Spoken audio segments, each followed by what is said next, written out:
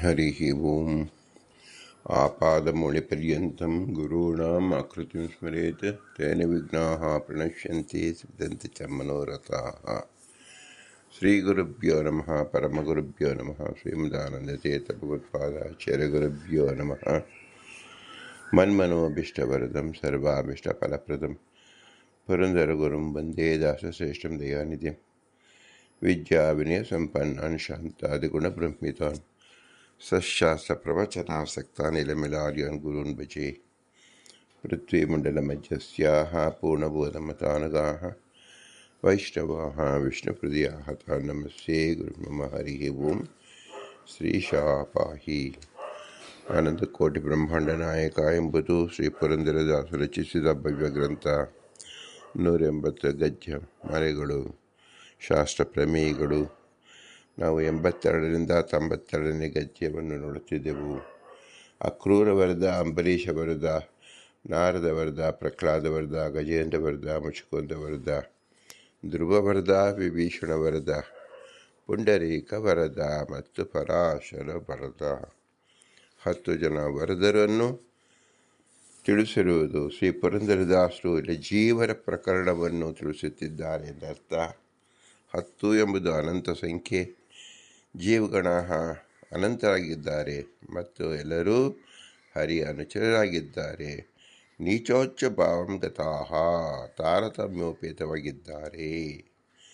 ಈ ತಾರತಮ್ಯವನ್ನು ತಿಳಿದುಕೊಳ್ಳೋಕ್ಕೋಸ್ಕರವಾಗಿ ಪ್ರತಿ ಜೀವರಿಗೂ ಕರ್ತೃತ್ವ ಎಂಬುದು ಭಗವಂತನಿಂದ ದತ್ತವಾಗಿದೆ. ತಾರತಮ್ಯ ಜ್ಞಾನ ಜಡಕ್ಕೆ ಇಲ್ಲ. ಭಗವಂತ ಪರಿಪೂರ್ಣನಾದ್ದರಿಂದ ನೇಹಾನಾನಸಿ ಕಿಂಚನ. ಜೀವರಿಗೆ ಮಾತ್ರ ದುಃಖಿಗಳಾಗಿದ್ದು ಅವರಲ್ಲಿ ನೀಚ, ಮಧ್ಯಮ, ಅಧಮ ಎಂಬತಕ್ಕಂಥ ತಾರತಮ್ಯ ಭಾವನೆ, ಯೋಗ್ಯತಾ, ಅನಾದಿ ಕಾಮಕರ್ಮ ಮತ್ತು ಪ್ರಯತ್ನ ಇವೆಲ್ಲವೂ ಸಹ ಪ್ರತ್ಯೇಕವಾಗಿ ಇರುವುದರಿಂದ ಜೀವನದಲ್ಲಿ ಮಾತ್ರ ನಾವು ತಾರತಮ್ಯವನ್ನು ಚೆನ್ನಾಗಿ ತಿಳಿದುಕೊಳ್ಳಬೇಕು. ತಾರತಮ್ಯ ಜ್ಞಾನವಿಲ್ಲದೆ ಮೋಕ್ಷವಿಲ್ಲ.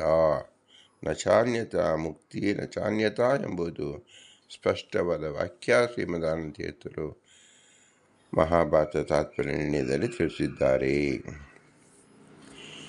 ಈ ಕರ್ತೃತ್ವವನ್ನು ನಾವು ಹಿಂದೆ ಶ್ರೀಮದ್ ವ್ಯಾಸರಾಜ ತೀರ್ಥರು ತಿಳಿಸಿರತಕ್ಕಂಥ ತಾತ್ಪರ್ಯ ಚಂದ್ರಿಕಾ ಅನುಸಂಧಾನದಲ್ಲಿ ತಿಳಿದೆವು. ಇಂದು ಶ್ರೀಮದ್ ರಾಘವೇಂದ್ರ ತೀರ್ಥರು ರಚಿಸಿದ ಪ್ರಕಾಶರಿ ಅನುಸಂಧಾನದೊಂದಿಗೆ ತಿಳಿಯುವ ಪ್ರಯತ್ನವನ್ನು ಮಾಡೋಣ. ಕರ್ತಾಃ ಜೀವಃ ನ ಕರ್ತಾಃ ಇತಿ ಟೀಕಾಸೂಚಿತಮಃ. ಅಸ್ತು ಇತಿ ಕರ್ತೃತ್ವಂ ಶ್ರುತೀಯತೆ. ಯತ್ ಕರ್ಮ ಕುರುತೆ ತದ್ ಅಭಿಸಂಬಂಚ್ಯತೆ ಇತಿ ಶ್ರುತಿಃ. ಶ್ರುತ್ಯೇ ಇತಿ ನಾನ್ಯಕರ್ತ ಇತಿ ಈಶ್ವರ ಕರ್ತೃತ್ವ.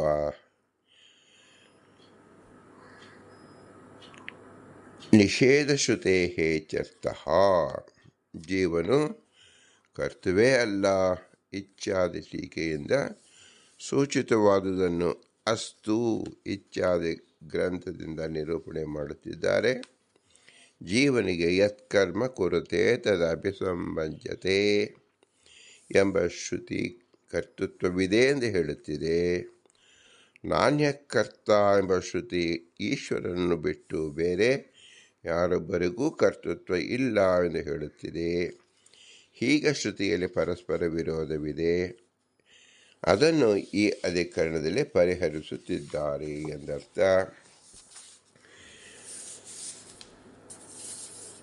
ಅಸ್ಪಷ್ಟತ್ವಾದ್ ಆಹ ಅಯಂ ಭಾವಃ ಉಪಲಬ್ಧಿವದ ನಿಯಮಃ ಇತಿ ಸೂತ್ರಸಂಬಂಧ ಟೀಕಾಂ ಹೃದಿ ಕೃತ್ವಾ ಆಹ ಕಿಂ ಸ್ವಾತಂತ್ರ್ಯಂ ಇತ್ಯಾದಿ ನಾಣ್ಯಕರ್ತ ಇತ್ಯಾದಿ ಶ್ರುತ್ಯ ಇತರ ವ್ಯಪದೇಶಾತ್ ಇತ್ಯಾದಿ ಪ್ರಕರಣೇನ ಇತ್ಯಾದಿಕರಣೇನ ಚ ವಿರೋಧಾದಿತ್ಯರ್ಥಃ.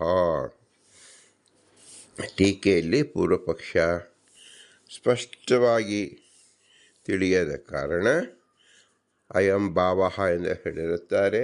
ಉಪಲಬ್ಧಿವಾದ ಅನಿಯಮ ಎಂಬ ಸೂತ್ರಕ್ಕೆ ಸಂಬಂಧಪಟ್ಟ ಟೀಕೆಯನ್ನು ಮನಸ್ಸಲ್ಲಿಟ್ಟುಕೊಂಡು ಕಿಂ ಸ್ವತಂತ್ರಂ ಎಂದು ಪ್ರಶ್ನಿಸಿದ್ದಾರೆ. ನಾಣ್ಯಕರ್ತ ಎಂಬ ಶ್ರುತಿಯಿಂದ ಹಾಗೂ ಇತರ ವ್ಯಪದೇಶಾಧಿಕರಣದಿಂದ ಜೀವಕರ್ತೃತ್ವಕ್ಕೆ ವಿರೋಧ ಬರುತ್ತದೆ ಎಂದರ್ಥ. ಪರಾತ್ತೂತ ಶ್ರುತೇಃ ಇತಿ ಸೂತ್ರ ಸಂಬಂಧ ಟೀಕಾಂ ವಿಕಲ್ಪಮುಖೇನ ವ್ಯನಕ್ತಿ ಕಿಂ ಕರ್ತೃತ್ವ ಶಕ್ತಿಯ ಇತಿ ಕೃತಪ್ರಯತ್ನಃ ಇತಿ ಸೂತ್ರ ಸಂಬಂಧ ಟೀಕಾರ್ಥಮಃ ಅಸ್ತು ಇತಿ ಶಬ್ದಸ್ಯ ಅಯಂ ಭಾವಃ ಇತಿ ಪೂರ್ವೇಣ ಅನ್ವಯಃ. ಪರಾತ್ತೂತ ಶ್ರುತೇಃ ಎಂಬ ಸೂತ್ರಕ್ಕೆ ಸಂಬಂಧಪಟ್ಟ ಟೀಕೆಯನ್ನು ವಿಕಲ್ಪ ಮಾಡುವ ಮೂಲಕ ಕಿಂ ಕರ್ತೃತ್ವ ಶಕ್ತೇ ಎಂಬುದಾಗಿ ವ್ಯಾಖ್ಯಾನ ಮಾಡುತ್ತಿದ್ದಾರೆ. ಕೃತಪ್ರಯತ್ನ ಎಂಬ ಸೂತ್ರಕ್ಕೆ ಸಂಬಂಧಪಟ್ಟ ಟೀಕೆಯ ಅರ್ಥವನ್ನು ಅಂತ್ಯೇ ಎಂಬುದರಿಂದ ವ್ಯಾಖ್ಯಾನ ಮಾಡಿದ್ದಾರೆ. ಇತಿ ಶಬ್ದಕ್ಕೆ ಅಯಂ ಭಾವ ಎಂಬ ಹಿಂದಿನ ಪದಗಳ ಜತೆ ಅನ್ವಯವನ್ನು ತಿಳಿದುಕೊಳ್ಳಬೇಕು.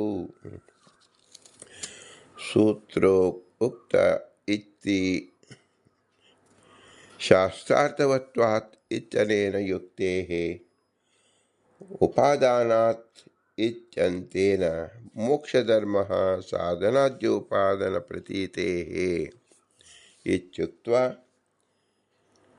ಪ್ರತ್ಯಕ್ಷಸ್ಯ ವಿಹಾರೋಪದೇಶಾತ್ ವ್ಯಪದೇಶಾಚ್ಚ ಕ್ರಿಯಾಯಾಂ ನ ಛೇನ್ನಿರ್ದೇಶ ವಿಪರ್ಯಯಃ ಇಚ್ಛಾಭ್ಯಾಂ ಜಕ್ಷನ್ ಕ್ರೀಡನ್ ಗಮಮಾನಃ ಆತ್ಮಾನಮೇವ ಲೋಕಮುಪಾಸೀತ ಇತ್ಯಾದಿ ಶ್ರುತೇಃ ಉಕ್ತಿರಿತಿ ಭಾವಃ.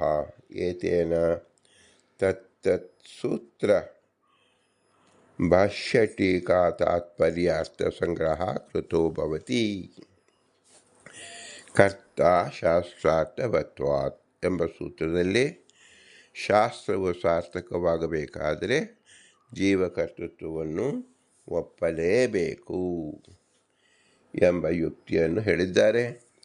ಉಪಾದಾನಾತ್ ಎಂಬ ಸೂತ್ರದಲ್ಲಿ ಮೋಕ್ಷಕ್ಕೋಸ್ಕರ ಮೋಕ್ಷ ಸಾಧನೆಯನ್ನು ಮಾಡುತ್ತಾನೆ, ಸ್ವರ್ಗ ಫಲಕ್ಕೋಸ್ಕರ ತತ್ತದುದ್ದೇಶಿಕವಾದ ಸಾಧನೆಯನ್ನು ಮಾಡುತ್ತಾನೆ. ಹೀಗೆ ಸಾಧನಾದಿ ಉಪಾದಾನಗಳು ಪ್ರತ್ಯಕ್ಷ ಸಿದ್ಧವಾಗಿರುವಾಗ ಜೀವಕರ್ತೃತ್ವ ಪ್ರತ್ಯಕ್ಷ ಸಿದ್ಧವಾಯಿತು ಎಂದು ಹೇಳಲಾಗಿದೆ. ವಿಹಾರೋಪದೇಶಾತ್ ಎಂಬ ಸೂತ್ರದಲ್ಲಿ ಜೀವನಿಗೆ ಆರೋಪಿತವಾದ ಕರ್ತೃತ್ವ ಇರಬಹುದಲ್ಲವೇ ಎಂಬ ಪ್ರಶ್ನೆಗೆ ಉತ್ತರಿಸಲಾಗಿದೆ. ಮೋಕ್ಷದಲ್ಲೂ ಕೂಡ ಜೀವನಿಗೆ ಕರ್ತೃತ್ವವಿದೆ ಎಂದು ಹೇಳಿದ್ದರಿಂದ ವ್ಯಾವಹಾರಿಕವಾಗಲಿ ಆರೋಪಿತವೆಂದಾಗಲಿ ಹೇಳಲಾಗದು. ಈ ಸೂತ್ರದಲ್ಲಿ ಜಕ್ಷನ್ ಕ್ರೀಡನ್ ಎಂಬ ಸೂತ್ರವನ್ನು ಉದಾಹರಿಸಲಾಗಿದೆ. ವ್ಯಪದೇಶಚ್ಚ ಕ್ರಿಯಾಯಾಂ ನ ಚೇನ್ನಿರ್ದೇಶ ವಿಪರ್ಯಯಃ ಎಂಬ ಸೂತ್ರದಲ್ಲಿ ಕ್ರಿಯಾದಲ್ಲಿ ಕರ್ತೃತ್ವ ಉಪದೇಶವು ಸ್ಪಷ್ಟವಾಗಿ ಕಾಣಿಸುತ್ತಿದೆ. ಪರಮಾತ್ಮನನ್ನು ನೀನು ಉಪಾಸನೆ ಮಾಡು ಎಂದು ಹೇಳಲಾಗಿದೆ.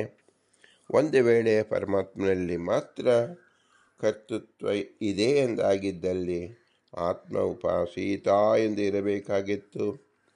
ಪರಮಾತ್ಮನನ್ನು ನೀನು ಉಪಾಸನೆ ಮಾಡು ಎಂದು ಹೇಳಿದ್ದರಿಂದ ಅರ್ಥಾತ್ ಜೀವನಿಗೆ ಕರ್ತೃತ್ವವಿದೆ ಎಂದು ಹೇಳಿದಂತಾಯಿತು. ಹೀಗೆ ಹೇಳಿದ್ದರಿಂದ ಆಯಾ ಸೂತ್ರಗಳ ಭಾಷ್ಯ ಟೀಕೆಯ ತಾತ್ಪರ್ಯದ ಅರ್ಥವನ್ನು ಭಾಷ್ಯಕಾರರು ಸಂಗ್ರಹ ಮಾಡಿದಂತಾಯಿತು ಎಂದರ್ಥ.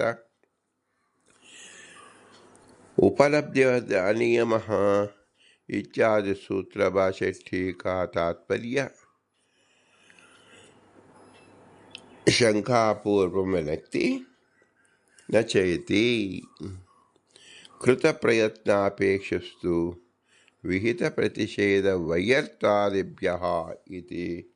सूत्रभाष्यादि तात्पर्यं प्रागुक्तशङ्का निवर्तकत्वेन विनक्तिः परतन्त्र इति चैति उपलब्धवादी नियमः इत्यादि सूत्रभाष्ಯದ ಟೀಕಾ ತಾತ್ಪರ್ಯವನ್ನು ಶಂಕಾಪೂರ್ವಕವಾಗಿ ನಚ ಇತ್ಯಾದಿಯಾಗಿ ವ್ಯಾಖ್ಯಾನ ಮಾಡುತ್ತಿದ್ದಾರೆ. ವಿಹಿತ ಪ್ರತಿಷೇಧಗಳಿಗೆ ವೈಯರ್ಥ ಬರಬಾರದು ಎಂದರೆ ಜೀವನಿಗೆ ಕರ್ತೃತ್ವವನ್ನು ಒಪ್ಪಲೇಬೇಕು ಎಂಬುದಾಗಿ ಕೃತ ಪ್ರಯತ್ನ ಅಪೇಕ್ಷಿಸ್ತು ವಿಹಿತ ಪ್ರತಿಷೇಧ ವೈಯರ್ಥಾದಿಭ್ಯ ಎಂಬ ಸೂತ್ರಾದಿಗಳಲ್ಲಿ ಸಮರ್ಥನೆ ಮಾಡಲಾಗಿದೆ. ಅದರ ತಾತ್ಪರ್ಯವನ್ನು ಹಿಂದೆ ಮಾಡಿದ ಶಂಕಾ ಪರಿಹಾರವಾಗಿ ಪರತಂತ್ರ ಇತ್ಯಾದಿ ಸ್ಪಷ್ಟಪಡಿಸುತ್ತಿದ್ದಾರೆ. ಪ್ರಸಕ್ತ ಪಕ್ಷಾನ್ ಪ್ರತಿಕ್ಷಿಪತಿ ನ ತಾವದ್ ಇತ್ಯಾದಿನ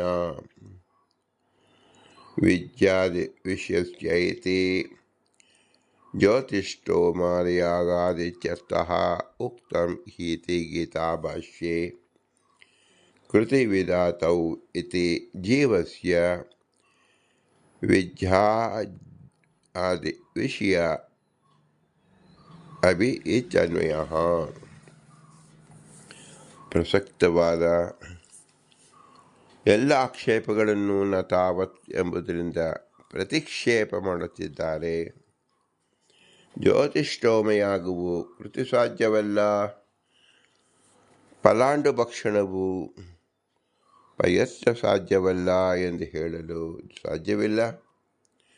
ಜ್ಯೋತಿಷ್ಠೋಮಯಾಗ ಹಾಗೂ ಫಲಾಂಡು ಭಕ್ಷಣದ ನಿಷೇಧವನ್ನು ನಮ್ಮ ಕೃತಿ ಸಾಧ್ಯವಾಗದೆ ಎಂಬುದನ್ನು ವಿದ್ಯಾದಿ ವಿಷಯಸ್ಯ ಇತ್ಯಾದಿ ಗ್ರಂಥದಿಂದ ಹೇಳಿದ್ದಾರೆ.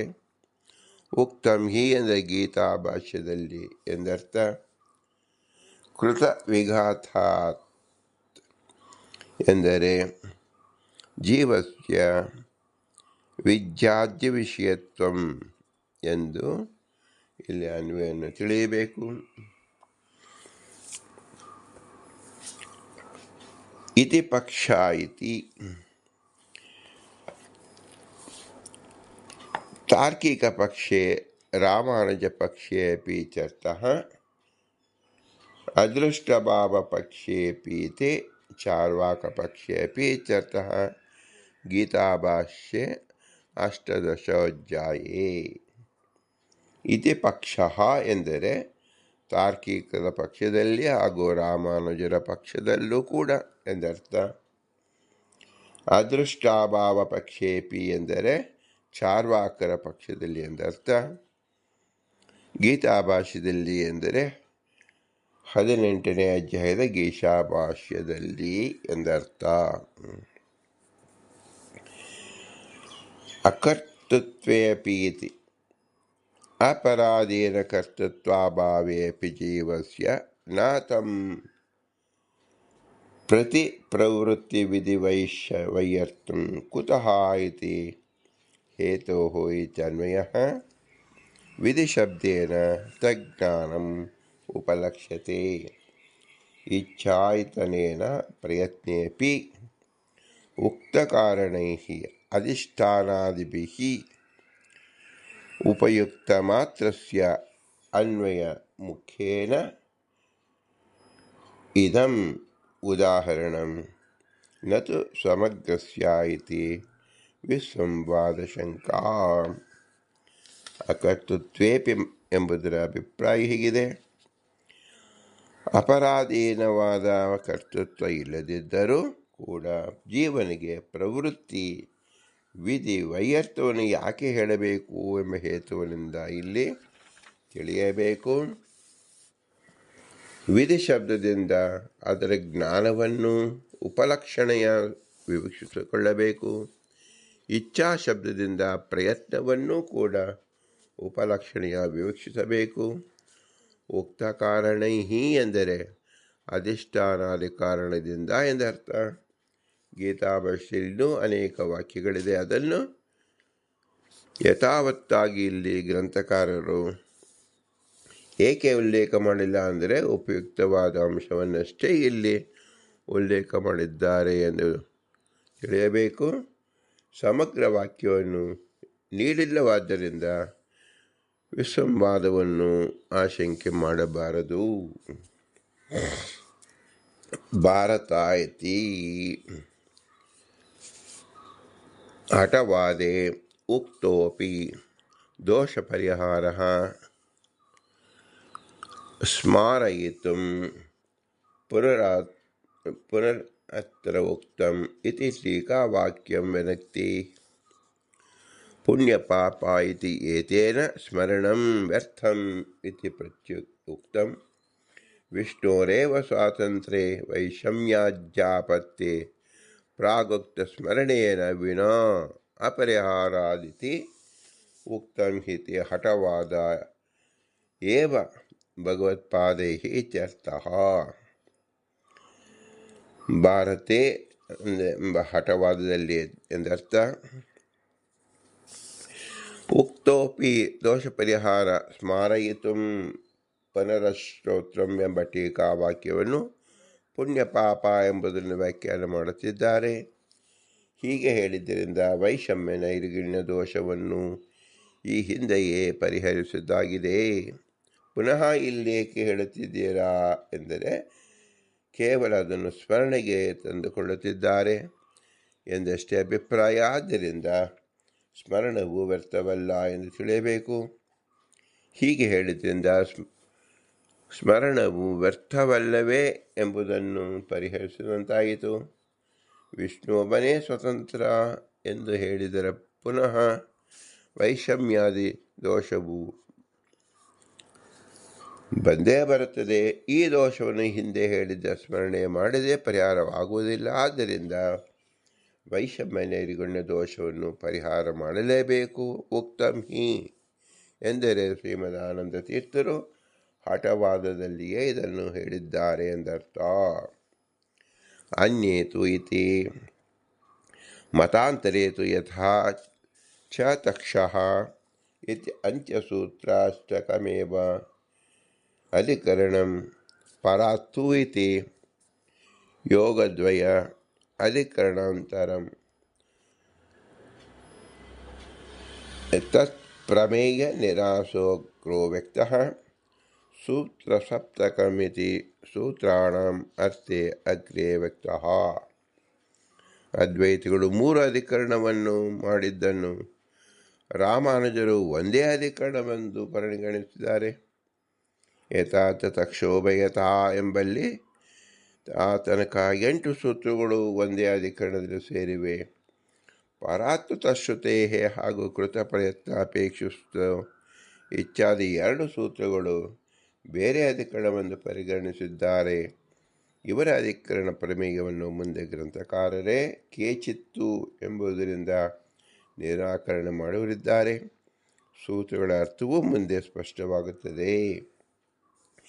ಜೀವಕರ್ತೃತ್ವ ಕರ್ತೃತ್ವ ಶ್ರುತ್ಯೋ ಇತಿ ಅಸಂಗೋ ಹಿ ಅಯಂ ಇತ್ಯಾದಿಶ್ರುತೀನಾಂ ವಿದ್ಯಾದಿಶ್ರುತೀನಾಂ ಚ ಆತ್ಮಕರ್ತೃತ್ವವಾದೀನಾಂ ಚ ವಿರೋಧಃ ಪರಿಹೃತಯ ಇತಿ ಕಲ್ಪತರುಕ್ತಕರ್ತೃತ್ವ ಶ್ರುತ್ಯೋ ವಿರೋಧಾದೀನ ನಿರಾಸೋ ಅರ್ಥ ಕ್ರಿಯತೆ.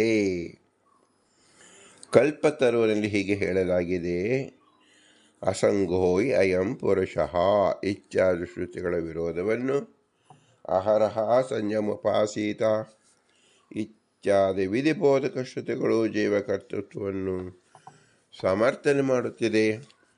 ಅಸಂಗೋ ಹಿ ಅಯಂ ಪುರುಷಃ ಇತ್ಯಾದಿ ಶ್ರುತಿಗಳು ಜೀವನಿಗೆ ಕರ್ತೃತ್ವ ಇಲ್ಲವೆಂದು ಹೇಳುತ್ತಿದೆ. ಇವೆರಡರ ವಿರೋಧ ಪರಿಹಾರವನ್ನು ಈ ಅಧಿಕರಣದಲ್ಲಿ ಮಾಡಲಾಗಿದೆ ಎಂದು ಹೇಳಿದ್ದರಿಂದ ಕರ್ತೃತ್ವ ಅಕರ್ತೃತ್ವಗಳ ಶ್ರುತಿಗಳ ವಿರೋಧವನ್ನಿಲ್ಲಿ ಮಾಡಿದಂತಾಗುತ್ತದೆ ಎಂದು ತಿಳಿಯುತ್ತದೆ. ಸ ಚ ತದ್ಗುಣಸಾರತ್ವಾತ್ ಇತ್ಯತ್ರ ಬುದ್ಧಿಗುಣಾದ್ಯ ಪ್ರಧಾನಾತ್ ಆತ್ಮ ಬುದ್ಧಿಗುಣೇನ ಅಣುತ್ವೇನ ಏಷ ಅಣು ಆತ್ಮಃ ಚೇತಸಾ ವಾ ವೇದಿತವ್ಯಃ ಇತಿ ಶ್ರುತೌ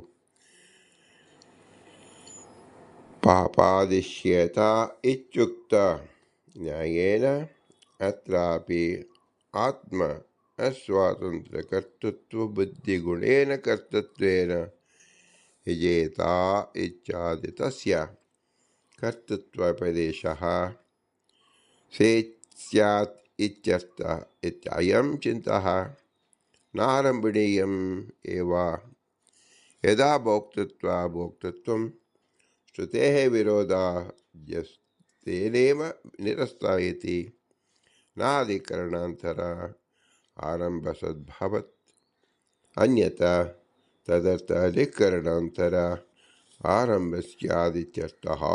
ಇದು ತಪ್ಪು. ಏಕೆಂದರೆ ಸದ್ಗುಣ ಸಾರತ್ವಾತ್ ಎಂಬ ಸೂತ್ರದಲ್ಲಿ ಅಣುತ್ವವು ಬುದ್ಧಿಯ ಗುಣವಾಗಿದೆಯೇ, ಇದನ್ನು ಆತ್ಮನಲ್ಲಿ ಯೇಷು ಅಣು ಆತ್ಮ ಚೇತಸ ವೇದಿತವ್ಯ ಎಂದು ಹೇಳಲಾಗಿದೆ. ವಾಸ್ತವಿಕವಾಗಿ ಆತ್ಮನಲ್ಲಿ ಅಣುತ್ವವು ಇರುವುದಿಲ್ಲ. ಬುದ್ಧಿಗುಣವನ್ನೇ ಆತ್ಮನಲ್ಲಿ ಹೇಳಲಾಗಿದೆ ಎಂಬ ನ್ಯಾಯವನ್ನು ತದ್ಗುಣ ಸಾರತ್ವಾತ್ ಎಂಬ ಸೂತ್ರದಲ್ಲಿ ಹೇಳಲಾಗಿದೆ. ಈ ನ್ಯಾಯದಿಂದ ಭೋಕ್ತೃತ್ವ ಅಭೋಕ್ತೃತ್ವ ಶ್ರುತಿಗಳ ವಿರೋಧವು ಪರಿಹಾರವಾಯಿತು. ಹಾಗಾದರೆ ಇದೇ ನ್ಯಾಯದಿಂದಲೇ ಕರ್ತೃತ್ವ ಅಕರ್ತೃತ್ವ ಶ್ರುತಿಗಳ ವಿರೋಧವು ಕೂಡ ಪರಿಹಾರವಾಗುವುದರಿಂದ ಪುನಃ ಮತ್ತೊಂದು ಅಧಿಕರಣವು ಹೊರಡುವುದು ವ್ಯರ್ಥವಾಗುತ್ತದೆ. ನನು ಏತದೇವ ಆಶಂಕೇನ ಉಕ್ತಂ ಭಾಷ್ಯಾಂ ಇತ್ಯೇಹ ತಸ್ಯೇವ ಏಷ ಪ್ರಪಂಚೋ ಇತಿ ಚ ನ್ಯ ಪ್ರಪಂಚನಸ್ಯಾಪಿ ವ್ಯರ್ಥತ್ವಾತ್ ನನು ಪ್ರಕೃತಿರೇವ ಕರ್ತಾ ಇತಿ ಸಾಂಖ್ಯಾಪಕ್ಷ ನಿರಾಸಾರ್ಥೋ ಅಯಂ ಆರಂಭ ಇತಿ ಚೇನ್ನ ಪ್ರಕೃತಿಗತಸ್ಯ ವಾ ಅಂತಃಕರಣಗತಸ್ಯ ವಾ ಕರ್ತೃತ್ವಸ್ಯ ಆತ್ಮ ಅನ್ಯಯೋಃ ಆರೋಪ ಇತ್ಯಸ್ಯ ಮತದ್ವಯೇಪಿ ಸಮತತ್ವೇನ ತನ್ನಿರಾಸಪ್ಯಾಪಿ ವ್ಯರ್ಥತ್ವಾತ್ ಸೂತ್ರೇ ವಿಶೇಷಸ್ಯ ಪ್ರತೀತೇಃ ಚ ಇತಿ ಭಾವಃ. ಇದನ್ನೇ ಆಶಂಕೆ ಮಾಡಿಕೊಂಡು ಭಾಷ್ಯ ಹಾಗೂ ಭಾಮತಿಗಳಲ್ಲಿ ತಸ್ಯೇವ ಏಷ ಪ್ರಪಂಚ ಎಂದು ಉತ್ತರಿಸಲಾಗಿದೆ. ಹಿಂದಿನ ಅಧಿಕರಣದಲ್ಲಿ ಪ್ರಮೇಯವಾದ ವಿವರಣೆಗಾಗಿಯೇ ಈ ಅಧಿಕರಣ ಹೊರಟಿರುವುದು ವ್ಯರ್ಥವಲ್ಲ ಎಂದು ಇದು ಕೂಡ ತಪ್ಪು. ಕೇವಲ ವಿವರಣೆಗೋಸ್ಕರ ಅಧಿಕರಣ ಅಂತರ ಹೊರಡುವುದು ವ್ಯರ್ಥವಾಗುತ್ತದೆ. ಸಾಂಖ್ಯರು ಪ್ರಕೃತಿ ಕರ್ತಿ ಎಂದು ಹೇಳುತ್ತಾರೆ. ಅವರನ್ನು ನಿರಾಕರಣೆ ಮಾಡುವುದಕ್ಕಾಗಿ ಈ ಅಧಿಕರಣ ಹೊರಟಿದೆ ಎಂದು ಹೇಳುತ್ತೇವೆ. ಈ ಆಕ್ಷೇಪವು ಕೂಡ ತಪ್ಪು. ಏಕೆಂದರೆ ಪ್ರಕೃತಿಯಲ್ಲಿರುವ ಅಥವಾ ಅಂತಃಕರಣದಲ್ಲಿರುವ ಕರ್ತೃತ್ವವು ಆತ್ಮನಲ್ಲಿ ಆರೋಪಿತವಾಗಿದೆ ಎಂಬುದು ಇಬ್ಬರ ಮತದಲ್ಲೂ ಕೂಡ ಸಮಾನವಾಗಿದೆ. ಆದ್ದರಿಂದ ಅವರನ್ನು ನಿರಾಕರಣೆ ಮಾಡುವುದರಿಂದ ನಿಮಗೇನು ಲಾಭವಿಲ್ಲ. ಪ್ರಕೃತಿಯಲ್ಲಿರುವ ಕರ್ತೃತ್ವವು ಆರೋಪಿತವೆಂದರೇನು? ಅಂತಃಕರಣದಲ್ಲಿರುವ ಕರ್ತೃತ್ವವು ಆರೋಪವೇತ ಅಂದರೇನು? ಎರಡೂ ಕೂಡ ಆರೋಪಿತವೇ ಆಗಿರುವುದರಿಂದ ವ್ಯರ್ಥವೇ ಆಗಿದೆ. ಮತ್ತು ಸೂತ್ರದಲ್ಲಿ ಸಾಂಖ್ಯ ಮತದ ನಿರಾಕರಣೆಗೋಸ್ಕರ ಈ ಅಧಿಕರಣ ಹೊರಟಿದೆ ಎನ್ನಲು ವಿಶೇಷ ಆಧಾರವೂ ಕಾಣಿಸುತ್ತಿಲ್ಲ. ಹೀಗೆ ಪರರು ಮಾಡಿದ ಅಧಿಕರಣದ ವಿಭಾಗಗಳನ್ನು ನಿರಾಕರಣೆ ಮಾಡುತ್ತಿದ್ದಾರೆ. ದೋಷಾಂತರಂ ಚಾಹ ಸಾಂಖ್ಯೇತಿ ಸ್ಮೃತ್ಯನವಕಾಶ ದೋಷ ಪ್ರಸಂಗ ಇತ್ಯತ್ರ ಇತಿ ಭಾವಃ ಇಹ ಇತಿ ಶ್ರುತಿ ವಿಗತ ನಿರಾಸಸ್ಯ ಇತ್ಯಾಹ ಸಂಗತತ್ವೇನ ಚ ಅತ್ರ ಆತ್ಮನಃ ಕರ್ತೃತ್ವ ಅಕರ್ತೃತ್ವಯೋರೇವ ಶ್ರವಣೇನ ತ್ವದಂ ಇದಂ ಮತಂ ನಿರಾಸನೀಯಸ್ಯ ಪ್ರತೀತೇಃ ಇತಿ ಭಾವಃ. ಸಾಂಖ್ಯಮತ ನಿರಾಕರಣೆಗಾಗಿ ಈ ಅಧಿಕರಣ ಹೊರಡುವುದಲ್ಲಿ ಇದನ್ನು ಎರಡನೇ ಪಾದದಲ್ಲಿ ಸೇರಿಸಬೇಕಾಗಿತ್ತು ಎಂಬುದನ್ನು ಸಾಂಖ್ಯ ಇತ್ಯಾದಿ ಗ್ರಂಥದಲ್ಲಿ ಹೇಳುತ್ತಿದ್ದಾರೆ. ಸ್ಮೃತ್ಯನವಕಾಶ ದೋಷ ಪ್ರಸಂಗಂ ಎಂಬಲ್ಲಿಗೆ ಇದನ್ನು ಕಾಣಿಸಬಹುದಿತ್ತು ಎಂದ ಅಭಿಪ್ರಾಯ. ಇಹ ಇತ್ಯಾದಿ ಗ್ರಂಥದ ಅಭಿಪ್ರಾಯವು ಹೀಗಿದೆ. ಈ ಪಾದವು ಶ್ರುತಿ ವಿರೋಧವನ್ನು ಪರಿಹರಿಸಲು ಹೊರಟಿದೆ. ಶ್ರುತಿಯಲ್ಲಿ ಕರ್ತೃತ್ವ ಕೆಲವೆಡೆ ಕಾಣಿಸುತ್ತದೆ, ಇನ್ನು ಕೆಲವೆಡೆ ಅಕರ್ತೃತ್ವ ಕಾಣಿಸುತ್ತದೆ. ಈ ವಿರೋಧವನ್ನು ನಿರಾಕರಣೆ ಮಾಡುವುದೇ ಸಂಗತವಾಗುತ್ತದೆ. ಇದನ್ನು ಬಿಟ್ಟು ನಿರಾಕರಣೆ ಮಾಡಲು ಹೊರಟಿರುವ ಸಾಂಖ್ಯ ಮತವು ಇಲ್ಲಿ ಪ್ರಸಕ್ತವೇ ಆಗಿರುವುದಿಲ್ಲ. ಸೂತ್ರಾರ್ಥಾಪಿ ಅನುಜ್ಜನಿರಾಹ ಯಚೋಕ್ತಂ ಉಭಾಚ್ಯುಮಿತಿ ಯದ್ಯಪಿ ಅತ್ರ ಸೂತ್ರಾಣಂ ಕರ್ಮಸಂಖ್ಯೆ ಅಸ್ಮನ್ಮತೆ ಪರಮತೆ ಅಪಿ ಅವಿಶಿಷ್ಟಃ ಮತಾಂತರೇ ತು ನೈವಂ ವಿಹಾರೋಪದೇಶಾತ್ ಉಪಾದಾನಾತ್ ಇತ್ಯ ಅನಿಯೋಃ ಉಪಾದಾನಾದ್ ವಿಹಾರೋಪದೇಶಶ್ಚ ಇತ್ಯ ಏಕಯೋಃ ಉಪಕ್ರಮ್ಯ ಇತ್ಯಾಸಯೋರು ಉಪಗಮಾತ್ ತಥಾಪಿ ಸೂತ್ರಾಣಮರ್ಥಸ್ಯ ಮತದ್ವಯೇಪಿ ಅನತಿಭೇದೇನ ಉಭಾಭ್ಯಾಂ ಇತ್ಯುಕ್ತಂ. ಸೂತ್ರಾರ್ಥವನ್ನು ಮಾಡಿ ನಿರಾಕರಣೆ ಮಾಡಲು ಯಚೋಕ್ತಂ ಉಭಾಭ್ಯಾಂ ಎಂಬ ಇತ್ಯಾದಿ ಗ್ರಂಥ ಹೊರಟಿದೆ.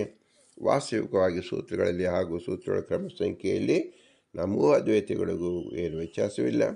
ಆದರೆ ರಾಮಾನುಜದಲ್ಲಿ ಹಾಗಲ್ಲ. ವಿಹಾರೋಪದೇಶಾತ್ಮಕ ಉಪಾದಾನ ಎರಡು ಸೂತ್ರಗಳನ್ನು ಸೇರಿಸಿ ಒಂದೇ ಸೂತ್ರವನ್ನು ರಾಮಾನುಜ ಹೇಳುತ್ತಾರೆ ಮತ್ತು ಕರ್ಮ ವ್ಯತ್ಯಾಸ ಮಾಡಿದ್ದಾರೆ. ಈ ಕ್ರಮದಲ್ಲಿ ಮತ್ತು ಸಂಖ್ಯೆಯಲ್ಲಿ ಅದ್ವೈತಿಗಳಿಗೂ ವಿಶಿಷ್ಟಾದ್ವೈತಿಗಳಿಗೂ ವ್ಯತ್ಯಾಸವಿರುವಾಗ ಗ್ರಂಥಕಾರ ಯಚೋಕ್ತಮು ಬಾಭ್ಯಂ ಎಂದು ಇಬ್ಬರನ್ನು ಒಟ್ಟಿಗೆ ಹೇಗೆ ಸಂಗ್ರಹ ಮಾಡಿದರು ಅಂದರೆ ಹೌದು. ಆದರೆ ಕ್ರಮ ಮತ್ತು ಸಂಖ್ಯೆಯ ವ್ಯತ್ಯಾಸವಿದ್ದರೂ ಕೂಡ ಅರ್ಥದಲ್ಲಿ ಯಾವುದೇ ವ್ಯತ್ಯಾಸವಿಲ್ಲ. ಸ್ವಲ್ಪ ವ್ಯತ್ಯಾಸವಿದ್ದರೂ ಕೂಡ ಹೆಚ್ಚಿನ ವ್ಯತ್ಯಾಸವಿಲ್ಲದ ಕಾರಣ ಉಮಾಭ್ಯಂ ಎಂದು ಇಬ್ಬರನ್ನು ಕೂಡ ಸಂಗ್ರಹಿಸಿದ್ದಾರೆ ಎಂದರ್ಥ. ಹೀಗೆ ವಿಶೇಷಾಕಾರವಾಗಿ ಭಗವಂತನ ಕರ್ತೃತ್ವ ಶಕ್ತಿ, ಜೀವನ ಅಸ್ವತಂತ್ರ ಕರ್ತೃತ್ವ ಶಕ್ತಿಯನ್ನು ವಿಶೇಷವಾಗಿ ರಾಘವೇಂದ್ರ ಸ್ವಾಮಿಗಳು ವ್ಯಾಖ್ಯಾನ ಮಾಡಿದ್ದಾರೆ. ನಾವು ಇದನ್ನು ವಿಶೇಷಾಕಾರವಾಗಿ ತಿಳಿಯುತ್ತಲೇ ಹೋಗಬೇಕು. ಅದನ್ನು ಮತ್ತೆ ಮುಂದಿನ ಉಪನ್ಯಾಸದಲ್ಲಿ ತಿಳಿಯೋಣ. ಅತಿ ಮಹತ್ವವಾದ ವಿಷಯವಾಗಿರುವುದರಿಂದ ನಮ್ಮ ಮತಕ್ಕೂ ಮತ್ತು ಪರಮತಕ್ಕೂ ಅಸ್ವತಂತ್ರ ಕರ್ತೃತ್ವದಲ್ಲಿ ಹೇಗೆ ಭಿನ್ನಾಭಿಪ್ರಾಯ ಬಂದಿದೆ ಎಂಬುದನ್ನು ನಾವು ಅತಿ ಸ್ಪಷ್ಟವಾಗಿ ತಿಳಿದುಕೊಂಡಾಗ ನಮಗೆ ಹೆಚ್ಚಿನ ಪ್ರಯೋಜನಕಾರಿಯಾಗುತ್ತದೆ. ಆದ್ದರಿಂದ ಶ್ರೀ ಪುರಂದರದಾಸರು 10 ಜನ ವರದರನ್ನು ತೋರಿಸಿದ್ದಾರೆ. ಇವರೆಲ್ಲರೂ 10 ಜನ ಕರ್ತೃ ವರದರು ತಮ್ಮ ವಿಶೇಷ ಸಾಮರ್ಥ್ಯದಿಂದ, ಪ್ರಯತ್ನದಿಂದ ಕರ್ತೃತ್ವ ಶಕ್ತಿಯನ್ನು ಬಳಸಿಕೊಂಡು ಭಗವಂತ ಆರಾಧನೆ ಮಾಡಿದ್ದಾರೆ.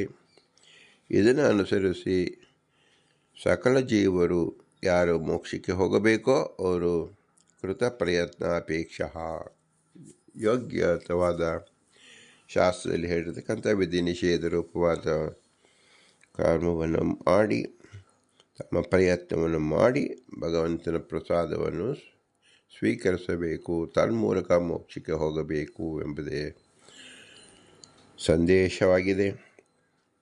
ಇದಕ್ಕಾಗಿ ಭಗವಂತ ನಮಗೆ ಮನುಷ್ಯ ಜನ್ಮ ಕೊಟ್ಟಿದ್ದಾರೆ. ಈ ಮನುಷ್ಯ ಜನ್ಮದಲ್ಲಿ ನಮಗೆ ಸಹಾಯಕರಾದ ತಂದೆ ತಾಯಿಗಳ ಉಪಕಾರ ಸ್ಮರಣೆ, ತಂದೆ ತಾಯಿ ಇರುವಿಕೆಗೆ ಗುರು ಹಿರಿಯರ ಉಪಕಾರ ಸ್ಮರಣೆಯನ್ನು ನಾವು ಮಾಡಬೇಕು. ಇವರಲ್ಲಿ ತತ್ವಾಭಿಮಾನಿ ದೇವತೆಗಳು ನಿಂತು ಕಾರ್ಯ ಮಾಡಿಸಿದ್ದಾರೆ. ಅವರ ಮೇಲೆ ವಾಯುದೇವರು ಭಗವಂತನ ಆಜ್ಞೆಯಂತೆ ಮಾಡಿಸಿದ್ದಾರೆ. ಇವರೆಲ್ಲರೂ ಸ್ವತಂತ್ರರು. ಸ್ವತಂತ್ರರಾದ ಭಗವಂತ ಲಕ್ಷ್ಮೀನಾರಾಯಣ ಮಾತೆ ಅವನೇ ನಮ್ಮ ಬಿಂಬರೂಪ. ಆದ್ದರಿಂದ ಇದೇ ನಮ್ಮ ಬಿಂಬೋಪಾಸನೆಯಾಗಿದೆ. ಅನಾದಿ ಕಾಲದಿಂದ ಅನಂತ ಕಾಲಕ್ಕೂ ಇರತಕ್ಕಂಥ ಬಿಂಬನೊಬ್ಬನೇ ನಮ್ಮ ಸ್ವಾಮಿ. ಅವನೇ ಜಗದಂತರ್ಯಾಮಿ, ಎಲ್ಲರಿಗೂ ಬಿಂಬನಾಗಿದ್ದಾನೆ. ಅವನಿಂದಲೇ ನಾವು ಅನಾದಿ ಕಾಮ ಕರ್ಮ, ಯೋಗ್ಯತಾ ಮತ್ತು ಪ್ರಯತ್ನ ಇದರ ಸಾಪೇಕ್ಷದಿಂದ ಭಗವಂತನ ಪ್ರಸಾದ, ಅದರಿಂದ ನಮ್ಮ ನಿಯತವಾದ ಮುಕ್ತಿಯನ್ನು ಮೋಕ್ಷವನ್ನು ಪಡೆಯಬಹುದು. ಇದೇ ಮುಖ್ಯ ಪ್ರಯೋಜನವಾದ್ದರಿಂದ ಬಿಂಬೋಪಾಸನೆ ಎಂಬುದು ಅತಿ ಮುಖ್ಯ ಪ್ರಮೇಯವಾಗಿದೆ ಎಂಬುದನ್ನು ತಿಳಿಯಬೇಕು. ಆ ಬೆಂಬಲಿಗೆ ನಾವು ಹೇಗೆ ಉಪಕಾರ ಸ್ಮರಿಸುವುದೆಂದರೆ ಭೂಯಿಷ್ಠಾಂತಿ ನಮ ಮುಕ್ತಿಂಬಿದೇಮ, ಭೂಯಿಷ್ಠಾಂತಿ ನಮ ಮುಕ್ತಿಂಬಿದೇಮ, ಭೂಯಿಷ್ಠಾಂತಿ ನಮ ಮುಕ್ತಿಂಬಿದೇಮ ಎಂದು ವಿನಮ್ರವಾಗಿ ನೆಮ್ಮಿಸೋಣ. ಭಾರತೀಯ ಮುಖ್ಯ ಪ್ರಾಣ ಅಂತ ಶ್ರೀಕೃಷ್ಣ ಅರ್ಪಣಮಸ್ತು. ಹರಿಗೆ ಓಂ, ಹರಿಗೆ ಓಂ, ಹರಿಗೆ ಓಂ.